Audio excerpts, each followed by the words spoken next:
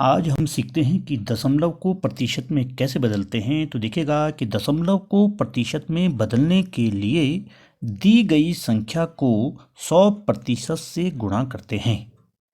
यदि हमें दशमलव को प्रतिशत में बदलना है तो दी गई संख्या को 100% से गुणा करते हैं। जैसे कि पहला प्रश्न आपके लिए है 0.5। 0.5 को यदि हमें प्रतिशत में बदलना है तो हम 0.5 को 100% से गुणा करेंगे।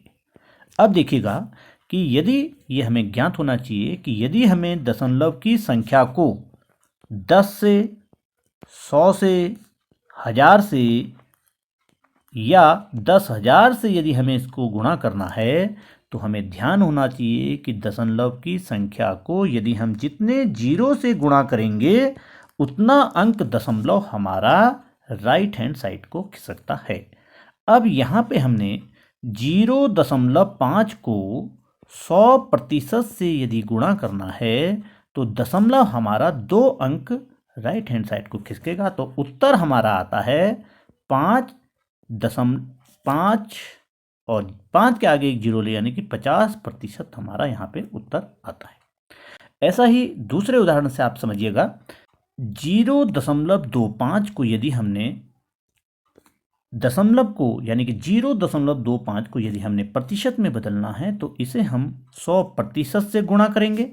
और जैसा कि मैंने अभी बताया आपको कि दशमलव यानी कि 0.25 को यदि हम 100 से गुणा करते हैं तो दशमलव 2 अंक हमारा राइट हैंड साइड को खिसकता है। तो हमारा जो उत्तर आएगा वो आ जाएगा आपका 25%। अगला उदाहरण को आप देखिएगा 1.25। 1.25 को यदि हमने प्रतिशत में बदलना है तो हम दी गई संख्या को 100% से गुणा करेंगे।